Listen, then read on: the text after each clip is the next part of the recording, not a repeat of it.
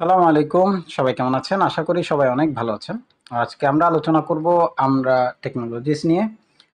আমরা টেকনোলজি যদিও এই মুহূর্তে আপনার জেড ক্যাটাগরিতে বিলং করছে, কিন্তু সবারই খুব ইন্টারেস্ট আছে এটা নিয়ে, সেই কারণে আসলে এটার ব্যাপারে আলোচনা করা। আচ্ছা, আমরা এটার আপাতত ফান্ডামেন্টালটা দেখব, তারপরে আমরা টেকনিক্যালটা দেখব।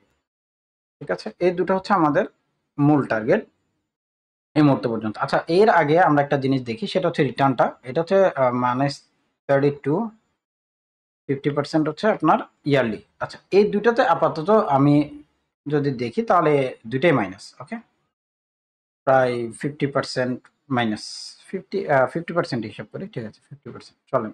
ক্যাটাগরি এখন পর্যন্ত জেড, লাস্ট এজিএম হয়েছিল 30/12-তে। আচ্ছা, এরপর হচ্ছে 6 কোটি শেয়ার আছে মার্কেটে। আর এখানে পি রেশিও 0 দেখাচ্ছে, ইপিএস মাইনাস দেখাচ্ছে। তারপর নেভ আছে 1.72, আর বাকি এটা হচ্ছে 70% ফ্রি ফ্লোট। ওকে, আচ্ছা, এইটুকু হচ্ছে আমাদের অনেক বেশি কিছু নেই, বাট দেখবার মতো একটা ব্যাপার। এরপরে যে পার্টটা আমরা দেখি সেটা হচ্ছে ডিরেক্টরশিপ। এটা 30% আছে, ইনস্টিটিউট আছে 32%, পাবলিকের কাছে আছে 37%। একটা জায়গায় টিকে গেছে, এটা হচ্ছে এটা, কিন্তু ইনস্টিটিউট বের হয়ে গেছে। ঠিক আছে, ইনস্টিটিউট 1.17% বের হয়ে গেছে, তার মানে ইন্টারেস্ট কম। প্রিভিয়াস যারা ছিল তারাও এখান থেকে বের হওয়ার চিন্তা ভাবনা করছে বা করে ফেলেছে কিছুটা। কারণ যদি পরবর্তীতে লো প্রাইসে পায় কোনো একটা জায়গা থেকে, সেখান থেকে যাতে তারা আবার অ্যাড করতে পারে, এটা হচ্ছে ইস্যু। আচ্ছা, এরপর আসবো লোনে। লোন কি বলছে? জেড ক্যাটাগরি কবে হয়েছিল সেটা আমার পুরো মনে নেই, একটু দেখতে হবে। আমাদের অথরাইজ ক্যাপিটাল আছে 100, মার্কেট ক্যাপিটাল আছে 81, লং টার্ম শর্ট টার্মে 50 কোটি প্লাস, মানে 60 সিআর এর মতো আপনার লোন আছে। রিজার্ভ এখন পর্যন্ত পজিটিভ আছে, অ্যাক্টিভ আছে, আর 2012 সালে লিস্টিং ইয়ার। আচ্ছা, এটা গেল একটা পার্ট। আমাদের জেড ক্যাটাগরিটা কবে হয়েছিল এটা একটু দেখতে পাবো। এটা মেবি আমার যেটুকু মনে পড়ে ফেব্রুয়ারি মাসে আপনার ইয়া হয়েছিল, আমার যেটুকু মনে আছে। জেড ক্যাটাগরি, হ্যাঁ ফেব্রুয়ারি, রাইট। তাহলে 12 ফেব্রুয়ারি এটা জেড ক্যাটাগরিতে গিয়েছে। এরপরে এখন পর্যন্ত আসলে আর কোনো কি বলে আপনার অ্যানাউন্সমেন্ট আসেনি। আচ্ছা, এরপরে চলে আসবো আমরা আমাদের টেকনিক্যালে। আচ্ছা, টেকনিক্যালে আসার আগে একটু করে বলে রাখি, আমাদের দুটো গ্রুপ আছে। দুটো গ্রুপ বলতে দুটোই সেম গ্রুপ। আমাদের টেলিগ্রাম গ্রুপে আমরা মোটামুটি সবসময় খুব অ্যাক্টিভলি থাকার চেষ্টা করি, এবং আমাদের যত অ্যানালাইসিস বা পিক্টোরিক্যাল যে আমাদের লেখাগুলো, এগুলো আমরা ওখানে শেয়ার করি। লাইক আমরা যদি আপনাদেরকে দেখাই, এটা হচ্ছে আমাদের, যেমন ধরেন আজকে এটা ছিল একটা, তারপর এটা হচ্ছে 26 এপ্রিল, আজকে কনফিডেন্স সিমেন্ট নিয়ে একটা অ্যানালাইসিস দেওয়া হয়েছে। তারপর এইরকম প্রত্যেকদিন একটা দুটা করে আমরা অ্যানালাইসিস দিতে থাকি। আচ্ছা, এখন ফ্যাক্টর হচ্ছে আমাদের পরবর্তীতে কি, আমাদের সবার আগে যে জিনিসটা দেখতে হবে সেটা হচ্ছে এটার টেকনিক্যালি আমরা প্রথমে মান্থলি বেসে যাব। তার কারণ হচ্ছে আমরা টপ ডাউন অ্যানালাইসিস করি, হাই থেকে লো, অর্থাৎ টপ দেন ডাউন। অর্থাৎ আমরা এখন মান্থলি থেকে স্টার্ট করব, যেহেতু এটা মান্থলিতে সেরকম কোনো কিছু নেই। আমরা শুধু একটা এরিয়া, বেজ এরিয়া নিয়ে রাখবো, যেটা আমাদের পরবর্তীতে কাজে লাগবে রেসিস্ট্যান্স হিসেবে কাজ করার জন্য। এটা হচ্ছে 19 টাকা 41 পয়সা। আচ্ছা, ঠিক আছে, এটা হচ্ছে আমাদের এই মুহূর্তের জন্য আসলে রেসিস্ট্যান্স। কেন সেটা যদি আমরা একটু প্রমাণ করতে যাই, দেখেন প্রাইস যখন এই প্রাইসটার মধ্যে আসলো, এটা কত ছিল? এটা হচ্ছে 13 টাকা 89 পয়সা। 13 টাকা 89 পয়সা আসার পরে প্রাইস উপরে যাওয়ার চেষ্টা করেছিল। ঠিক আছে, এইখান থেকে প্রাইস আবার ড্রপ করেছে। আচ্ছা, যদি ড্রপ করে থাকে সেক্ষেত্রে আসলে আমাদের যেটা দেখার ছিল সেটা হচ্ছে,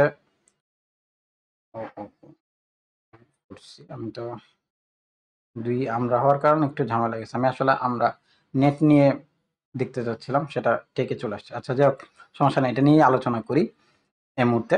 এখন আমাদের যেটা ব্যাপার সেটা হচ্ছে প্রাইস যখন উপরের দিকে যাচ্ছিল উইকলিতে, উইকলি এর যে বেসিস পয়েন্ট ছিল সেটার দিকে যদি আমরা একটু তাকাই, সেটা হচ্ছে এই যে প্রাইস পয়েন্টটা, এবং এটার যে সুইংটা ছিল এটাকে সে ব্রেক করেনি। উইকলি এর বেসিসে বলছি, প্রাইস যখন এখানে আসলো, এখানে আসার পরে প্রাইস ড্রপ করে নিচের দিকে চলে আসছে, প্রিভিয়াস যে লো আছে সেটাকেও সে ভেঙে ফেলেছে। আচ্ছা, এখন কথা হচ্ছে সে যদি ড্রপ করে, মানে নিচের দিকে যায়, সে কতটুকু পর্যন্ত ড্রপ করবে। আমরা একটা অ্যাজাম্পশন নিতে পারি, আমরা 100% কিছু বলতে পারবো না, তবে একটা অ্যাজাম্পশন আমরা নিতে পারি উইকলি এর বেসিসে, যে প্রাইস যদি ড্রপ করে কখনো কতটুকু পর্যন্ত ড্রপ করতে পারে ইনিশিয়ালি। ঠিক আছে, আমরা ইনিশিয়ালি আমাদের এখন যে প্রাইস পয়েন্ট সেটা হচ্ছে 12 টাকা 42 পয়সা। ফার্স্ট এটা হচ্ছে 27 এর লেভেল, এখান থেকে প্রাইস কিছুটাও হলে উঠবে এমনটা আমরা আশা করি। তো 100% কিছু বলা যাবে না। 49 পয়সা থেকে কিছুটা উঠেছিল। তো এটা হচ্ছে প্রাইস হচ্ছে 12 টাকা 42 পয়সা এক। সেকেন্ড প্রাইস হচ্ছে আমাদের এইটা, যেটা হচ্ছে 10 টাকা 60 পয়সা। প্রাইস এটুক পর্যন্ত ড্রপ করতে পারে। আবারও বলছি এটা 100% কিছু না, এটা এরকম পর্যন্ত হতে পারে বা হবে। আমি একটু পরে রাখলাম, যেটা আমার এটা টাচ স্ক্রিন একটু ঝামেলা করে অনেক সময়। সো আমাদের ফার্স্ট এরিয়া হচ্ছে 12 টাকা 42 পয়সায় প্রাইস আসবে। দেন প্রাইস যদি কোনো কারণে, এখনো জানি না প্রাইস কি ধরনের রিয়েক্ট করবে, তবে প্রাইস পসিবিলিটি রিয়েক্ট করার জন্য সবার আগে 14 টাকার লেভেলকে ভাঙতে হবে যদি সে কন্টিনিউ করতে চায়। এবং জেড ক্যাটাগরিতে থাকার কারণে প্রাইসের ইন্টেনশন কিন্তু অনেক কমে গিয়েছে। আমাদের আমরা টেক আমরা নেটের দুটোটারই আপনার শেয়ার প্যাটার্ন সেম 30, অর্থাৎ ডিরেক্টরশিপের 30, ইনস্টিটিউট 30, পাবলিকের কাছে 37 38 যেমন আছে, এটা আমরা জানি না কেমন। এটা দুটোটাতে মোটামুটি কাছাকাছি। তো এইটার প্রাইসটা একটু কম। এটা এখানে প্রথমে ড্রপ করবে, ড্রপ করার পর আসলে কি ধরনের রিয়েকশন করছে সেটার উপর অনেক কিছু ডিপেন্ড করবে।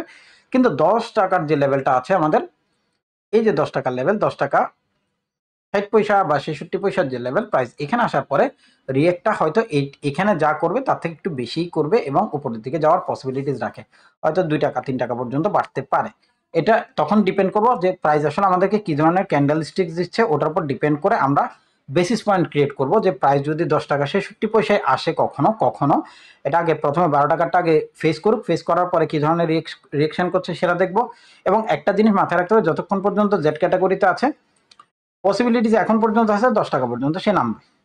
যদি সে 10 টাকায় নামে, আমরা দেখেছি জেড ক্যাটাগরিতে থাকা 10 টাকা যতগুলো শেয়ার আছে মোটামুটি সেগুলো ভালোই প্লে করেছে, এটাও প্লে করার চান্স রাখে, এমনটা আমরা আশা করি। আমি বলছি না যে কোম্পানির এই সেই বক্কচক্কর, কিছুই বলছি না, জাস্ট আমার একটা অ্যাজাম্পশন। আমি এখন পর্যন্ত দেখেছি যারা জেড ক্যাটাগরিতে আছে 10 টাকার লেভেলে গিয়েছে, দেনই আসলে প্লে করেছে। সেটা সালাম ক্রেস্ট বলেন, এসপি সিরামিক বলেন, যেটাই বলেন। এসপি সিরামিক যদিও জেড ক্যাটাগরিতে ছিল না, এই ক্যাটাগরিতেই ছিল, তারপরেও জাস্ট আমাদের 10 টাকার লেভেলটা অনেক ইম্পর্টেন্টলি মার্কেটে কাজ করে। তো এইটাই আমার এখন পর্যন্ত অবজারভেশন, আপনাদেরকে দাওয়াত দিয়ে রাখলাম। আমার টেলিগ্রাম গ্রুপে অবশ্যই আসবেন, প্রিভিয়াস যে ডেটাগুলো আছে সেগুলো নিয়েও আপনি কাজ কারবার করতে পারেন। তবে আরেকটা জিনিস আপনাদেরকে দেখিয়ে রাখি, সেটা হচ্ছে না দেখালে আসলে হচ্ছে না, না দেখালে আমারই খারাপ লাগবে। সেটা হচ্ছে আমাদের আমরা টেক নিয়ে আমরা অলরেডি সেম ধরনের একটা অ্যানালাইসিস দিয়ে রেখেছিলাম যখন প্রাইসটা উপরের দিকে যাচ্ছে, সরি নিচের দিকে নামছিল। সেটা কই সেটা কই সেটা কই সেটা কই, একটা মিনিট, হ্যাঁ আমি আপনাদেরকে একটু দেখিয়ে দিই। আমরা নেটের অ্যানালাইসিসটা আমরা অনেক আগেই দিয়ে রেখেছি। এটা এটা হচ্ছে সে আমরা নেটের অ্যানালাইসিস, যেটা 2 মিনিট 40 সেকেন্ডের একটা ভিডিও। ডেট ছিল আপনার 10ই মার্চ, আজকে হচ্ছে 26শে মার্চ। সো এই অ্যানালাইসিসটার পরে আমরা সুন্দর করে প্রত্যেকটা জিনিস এখানে বলেছি কি যে কারণে কি হচ্ছে, প্রত্যেকটা জিনিস আমরা এখানে আলোচনা করার চেষ্টা করেছি। তো থ্যাংক ইউ, ভালো থাকবেন, অবশ্যই টেলিগ্রাম ঘুরে আসবেন, এটা হচ্ছে আমার দাওয়াত। ধন্যবাদ।